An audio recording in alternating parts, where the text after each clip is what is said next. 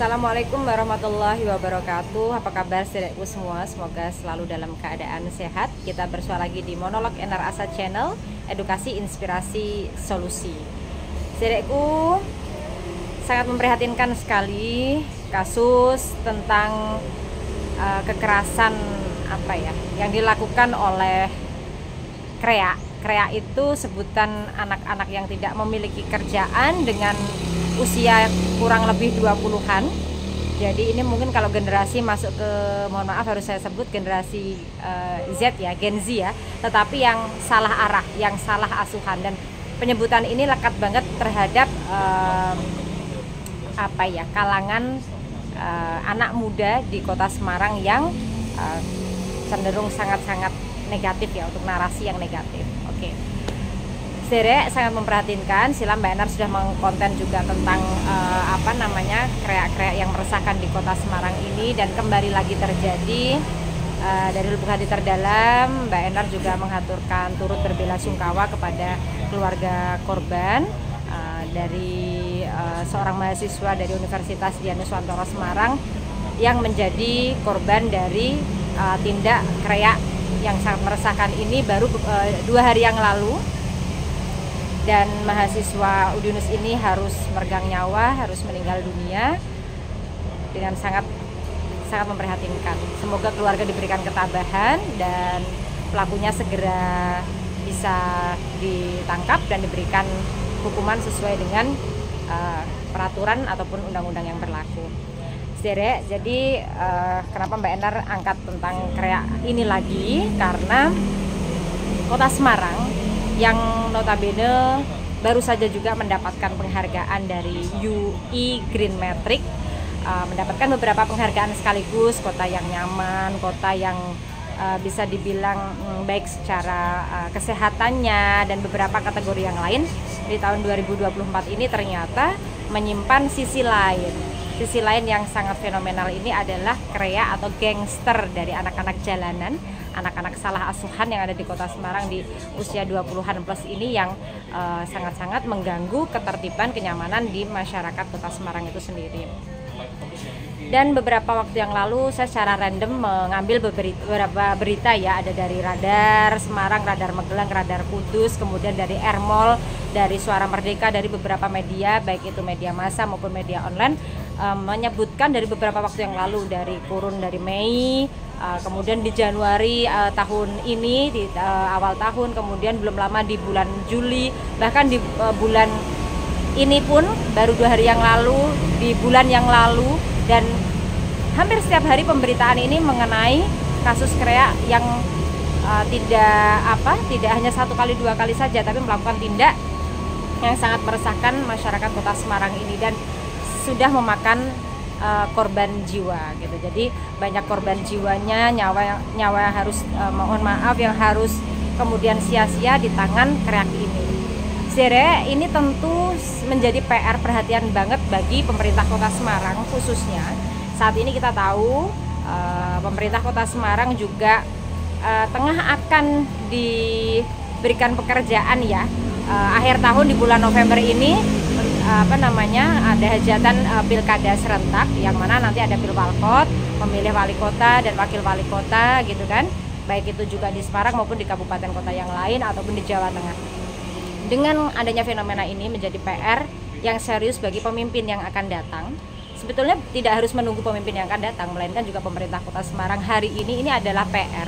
Bagaimana jangan sampai dong kita orang yang lebih tua ya. Saya bilang lebih tua karena pelakunya KREA ini tuh umurnya itu under 30, under 25, 20-an tahun, bahkan kurang dari 20-an tahun. Kita kalah gitu dari seorang anak bocil yang kurang kerjaan, tapi dia nekat dan tidak mikir panjang, tidak punya pikiran sehingga bisa membabi buta di jalanan. Masa pemerintah Kota Semarang kalah dengan modelan yang anak-anak ingusan seperti ini? Dan keduanya, mohon maaf, Pak Polisi harus kalah dengan anak ingusan itu. Meskipun saudara, yang kita itu gemes adalah undang-undang di tempat kita, ya kan, ketika misalnya polisi melakukan razia atau melakukan menyisir jalan dan lain sebagainya, ketika tidak menjumpai barang bukti ataupun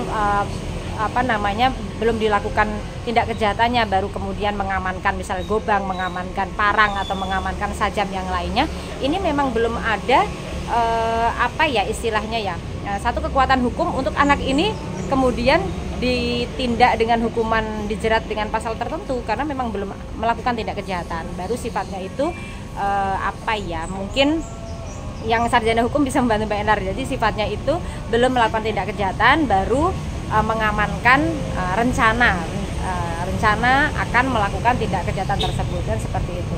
Kemudian kemudian yang kedua, ya saya paham Reskrim Polres Semarang, kemudian Polres Tabes Kota Semarang juga tidak henti-hentinya melakukan upaya baik itu preventif maupun upaya-upaya yang lain yang lebih komprehensif. Akan tetapi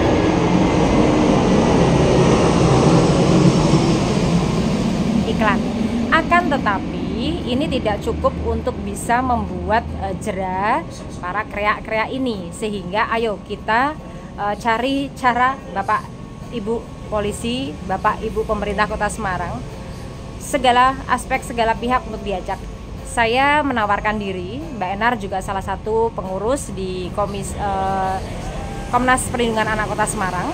Saya juga adalah tim ahli dari DPRD Provinsi Jawa Tengah. Saya juga salah satu pengurus dari Partai Gerindra Provinsi Jawa Tengah.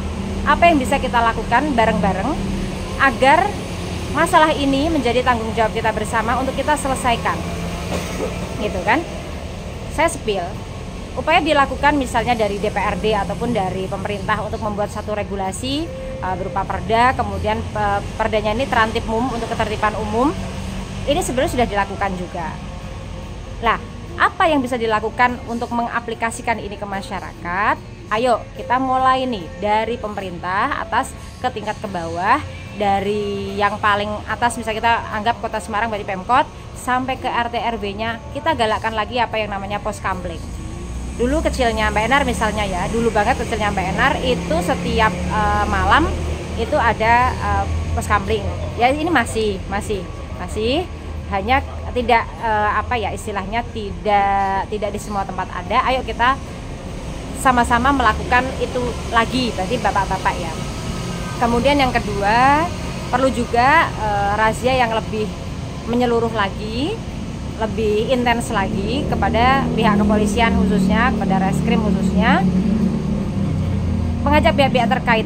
Apa ini kita harus rumuskan, mengajak pihak-pihak terkait untuk bisa melakukan razia lagi, tapi yang lebih tepat sasaran. Karena bukan tidak mungkin, mohon maaf, adanya 1-2 kasus di lain tempat, adanya masalah misalnya di Makassar ya, ada korban yang diduga salah tangkap dan sebagainya. Ini kan juga tidak bagus jatuhnya.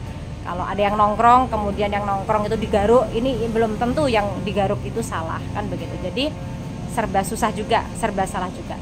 Yang ketiga, solusi yang bisa ditawarkan seperti Mbak Enar hadir di Komnas Perlindungan Anak Kota Semarang.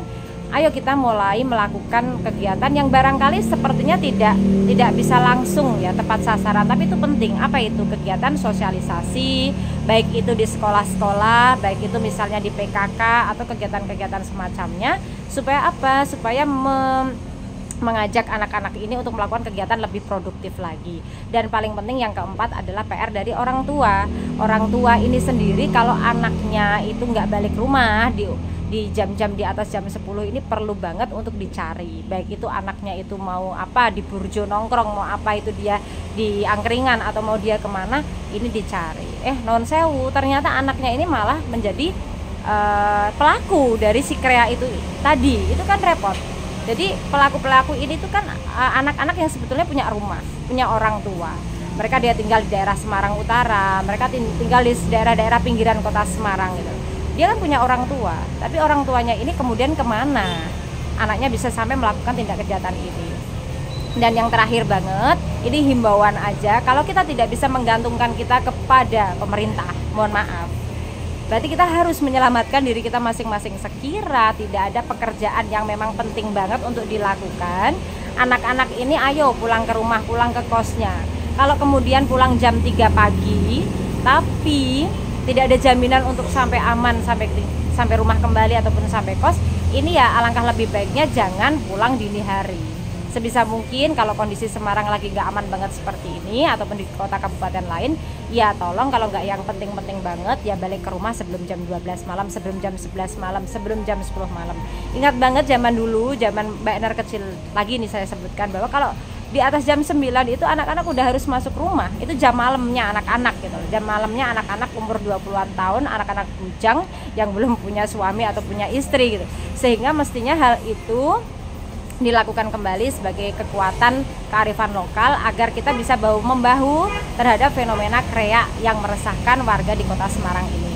Dan terakhir banget, ini sebetulnya sangat-sangat ironis. Kenapa? Karena kota Semarang ini kalau tidak semua mau searching deh di apapun, di Traveloka saya sebutkan iklan nggak apa-apa ya, ataupun di laman-laman yang lain itu menyebutkan bahwa 5 kota ternyaman, 5 atau 7 kota teraman di Indonesia, ada bahkan 3 kota teraman di Jawa Tengah. Dan mohon maaf, sekarang Semarang sangat-sangat tidak aman, sangat-sangat tidak nyaman.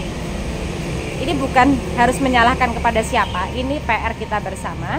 Dan kenapa Mbak Enar mengangkat tentang fenomena kreak ini, biar semua saja calon wali kota, saya harus sebutkan di sini ada Mas Yoyo Sukawi, saya harus sebutkan Mas Joko Santoso dari Partai Gerindra, kemudian calon yang lain Ibu Wilujeng Agustin yang juga senior saya di GMNI, kemudian saya sebutkan mantan Pak Sekda Pak Iswar, dan mungkin calon yang lain, tokoh yang lain harus bahu-membahu. Ini PR jenengan ketika jenengan menjadi wali kota terpilih nanti. Ini PR menjadikan kota Semarang menjadi kota yang memiliki predikat yang aman kembali. Atlas, A-nya itu aman, tertib, lancar, atau A-nya ke asri ya. Aman dulu atau asri dulu, kita nanti sharing. Atlas dibantu di kolom komentar. Atlas aman, tertib, lancar, asri, sehat, atau kebalik asri dulu baru aman. Itu ya. Back to Atlas, back to Semarang menjadi kota yang itu lagi. Jadi PR kita semua, saudaraku, jaga anak-anak kita, tanyain kamu diapain di luar, tanyain kamu ngapain di luaran, supaya tidak menjadi korban, nauzubillah, ataupun menjadi pelaku dari tindak kejahatan atau bagian dari kreak di kota Semarang. Itu ya, ini nanti postingan saya akan tag semua, dan kita bahu-membahu untuk membasmi ini. Karena jangan sampai ada korban lagi. Nyawa sia-sia di tangan kreak. Jadi kalau Bapak Ibu boleh deh, udah ketahuan kreaknya, meskipun mungkin di undang-undang pidana anak ini nggak masuk ya, ditampol aja nggak apa-apa, atau di apalah bahasanya, itu nggak apa-apa untuk berikan efek jera, daripada kemudian dia melakukan tindak kejahatan lagi setelah direhabilitasi begitu. Oke, terima kasih. Ini saja dulu. Kita diskusi di kolom komentar, dan terima kasih untuk masih selalu setia di konten Mbak Enar. Edukasi, inspirasi, solusi. Wassalamualaikum warahmatullahi wabarakatuh.